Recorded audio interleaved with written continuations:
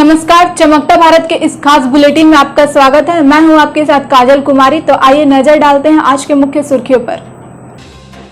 दहेज के लिए प्रताड़ित करने एवं घर से निकालकर दूसरी शादी करने की शिकायत लेकर पीड़िता पहुंची एसएसपी के पास। बैंक ऑफ इंडिया बहरागोड़ा की एटीएम से चोरों ने उड़ाए 12,86,000 रुपए। एमजीएम में कार्यरत नर्सों ने सुपरिटेंडेंट से की मुलाकात। अब खबरें विस्तार से। आदित्यपुर ऑटो क्लस्टर में राजद सुप्रीमो लालू यादव के जन्मदिन पर कटेगा 75 पाउंड का केक। सरायकेला जिले के आदित्यपुर में लालू विचार केंद्र के तत्वाधान में आगामी 11 जून को ऑटो क्लस्टर परिसर में राजद सुप्रीमो लालू यादव की 75वां जन्म दिवस मनाया जाएगा। आदित्यपुर में मंच के अध्यक्ष सह नगर पार्षद के पूर्व उपाध्यक्ष पुरेंद्र नारायण सिंह ने इसकी जानकारी देते हुए बताया कि 11 जून को राजद सुप्रीमो के 75वां जन्म दिवस पर 75 पाउंड का केक काटा जाएगा। वहीं जन्मदिन के अवसर पर लालू यादव के जीवनी पर आधारित प्रश्न उत्तरी प्रतियोगिता का आयोजन होगा, जिसके विजेता को पुरस्कृत किया जाएगा। कार्यक्रम में लालू यादव के विचारधारा को जन जन तक पहुंचाने वाले 5 लोगों को संस्था के द्वारा सम्मानित किया जाएगा। इसके अलावे भोजपुरी कलाकार राजेश रसिक, राजगृह यादव, गौरी शंकर यादव द्वारा लालू यादव के जीवनी पर गीतों पर आधारित गीतों की प्रस्तुति की जाएगी। पत्रकार वार्ता में पुरेंद्र ने कहा कि लालू यादव द्वारा रेलवे को मुनाफा तक पहुंचाया गया है।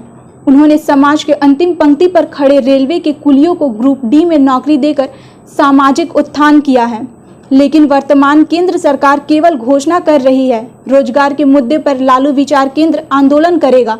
वहीं निजी क्षेत्र में भी एसटी, एससी, ओबीसी का दायरा बढ़ाए जाने की मांग की है।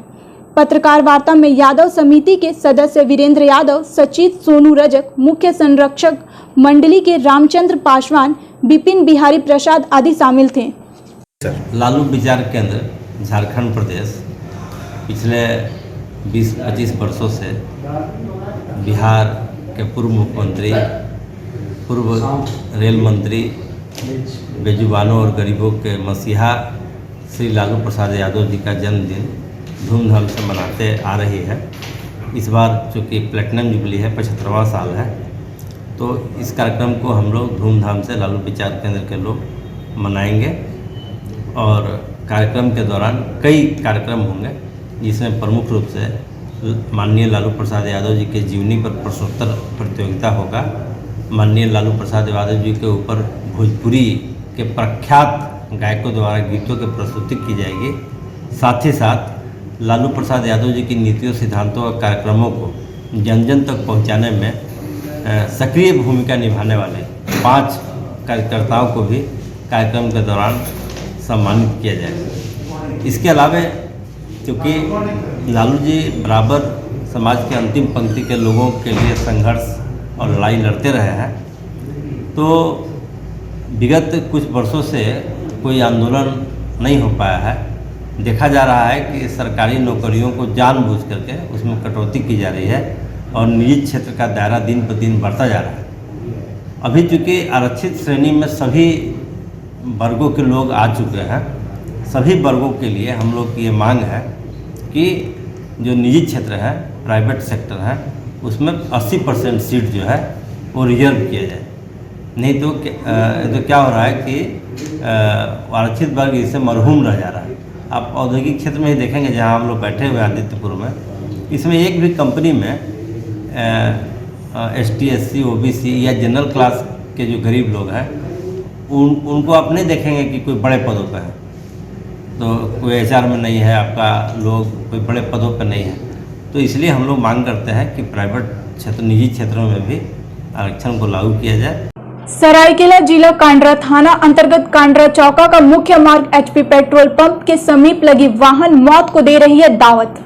सरायकेला जिला कांड्रा थाना अंतर्गत कांड्रा चौका का मुख्य मार्ग एचपी पेट्रोल पंप के समीप लगी वाहन मौत को दावत दे रही है। आए दिन देखा जाता है कि एचपी पेट्रोल पंप के समीप वाहन पार्किंग करते हैं, जिससे कभी भी बड़ी दुर्घटना घट सकती है। इसमें पेट्रोल पंप के कर्मचारी भी ध्यान नहीं देते हैं, उनके समीप वाहन पार्किंग करते हैं। यह पेट्रोल पंप कांड्रा ओवरब्रिज के समीप है। इसे अगर जिला प्रशासन ध्यान नहीं दिया जाए तो कभी भी बड़ी दुर्घटना घट सकती है।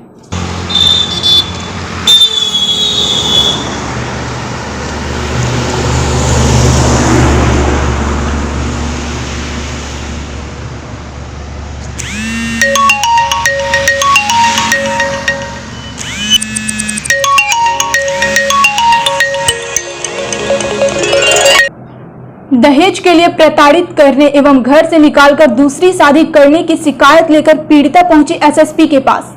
पीड़िता सोनिया दिगार का कहना है कि वह पुरुलिया बंगाल की निवासी है। उनकी शादी संकोसाई निवासी विजय दिगार के साथ हुई थी।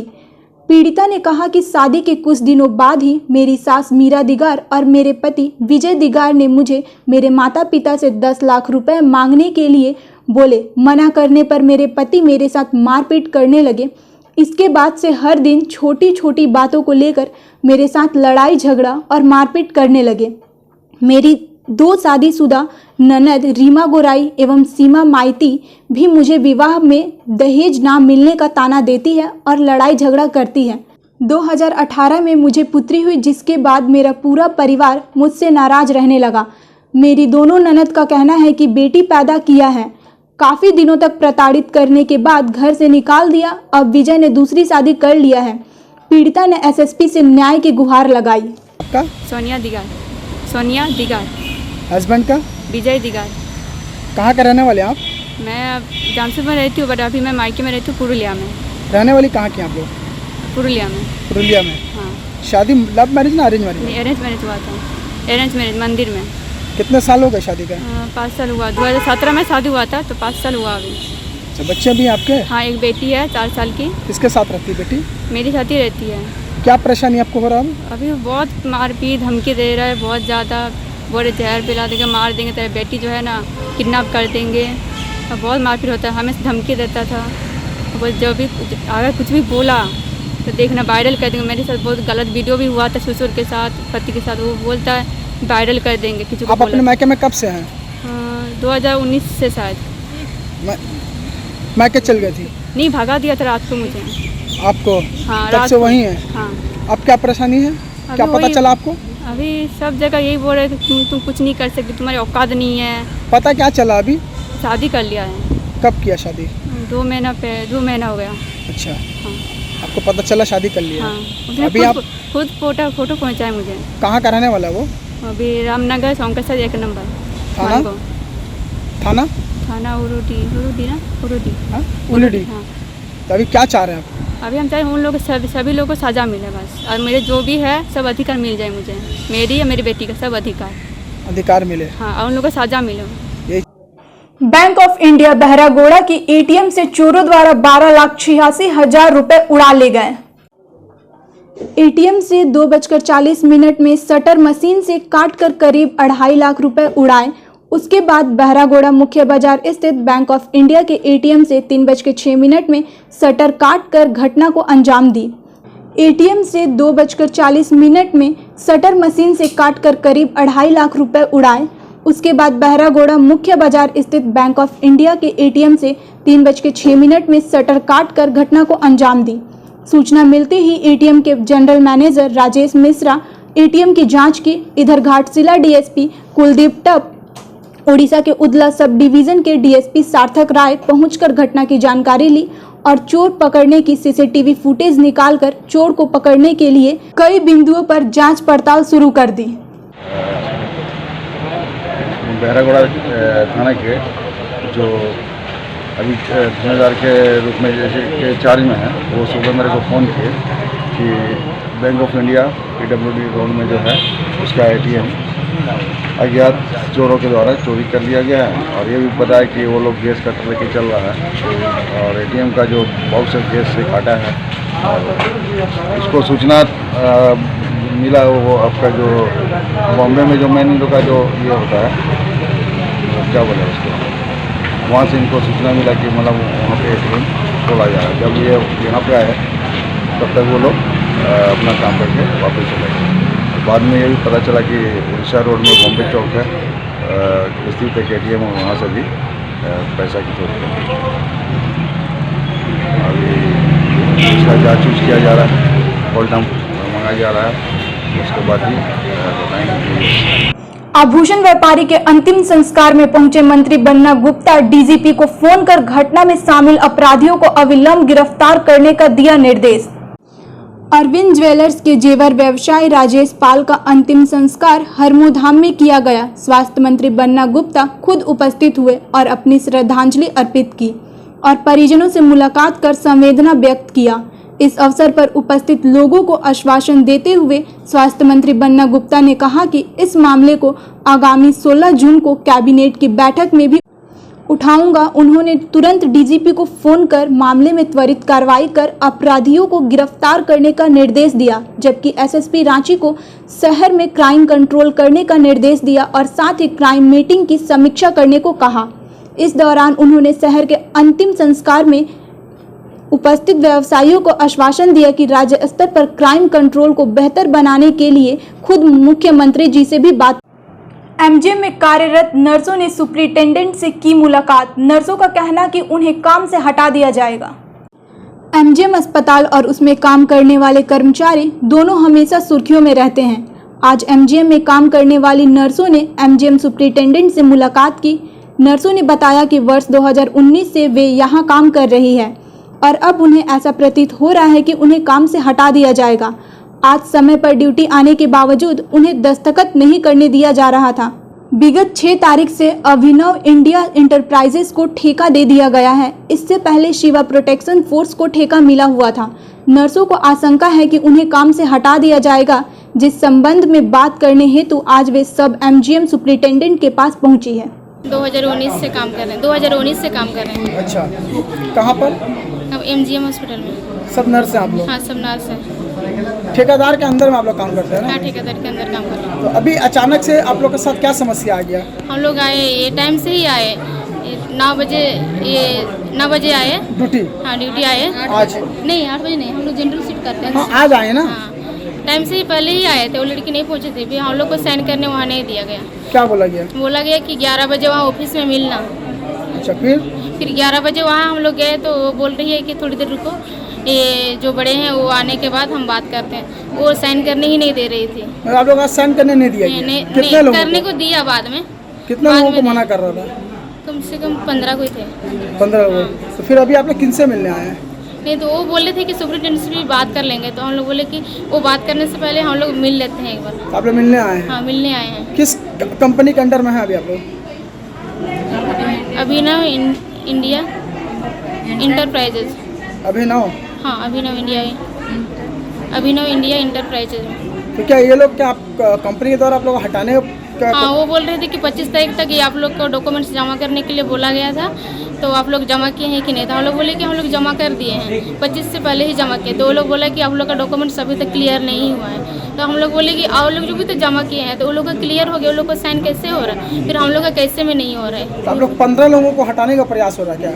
हो सकता है, उतना तो नहीं बोला है। तो आप लोग मिलने किस लिए आए थे? वो बोले थे कि ये क्या बोलते हैं, 7 दिन के बाद या तो 10 दिन के बाद ये कॉल करके आप लोग को बुलाएंगे। मतलब करने नहीं देंगे काम? हाँ, अभी तो देंगे बोला, बाद में वो साइन करा लिया। अच्छा, तो अभी आप लोग क्या चाह रहे हैं? कि हम लोग को यदि हटा दिया जाएगा तो हम लोग सुपरिटेंडेंट से मिलेंगे कि हम लोग को रखा गया है तो किस लिए हटाया जा रहा है, उससे हम लोग थोड़ी बात। तो ये क्या कंपनी के थ्रू हटाने का प्रयास किया जा रहा हाँ, है? कंपनी के थ्रू से।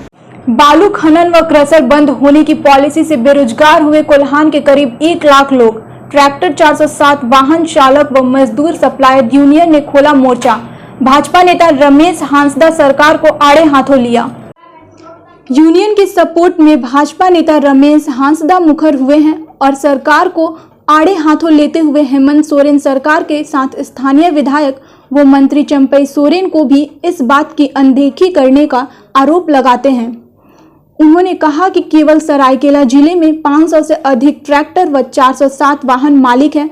सभी पर 6-6 मजदूर कार्य करते हैं। वे सभी मजदूर बेरोजगार हो चुके हैं। सरकार को शीघ्र इस पर निर्णय लेने की जरूरत है। उन्होंने कहा कि सरकार द्वारा भी लाखों करोड़ों रुपए का टेंडर किया गया है, वो भी बालू, गिट्टी और ईंट के बगैर शुरू नहीं हो पा रहा है।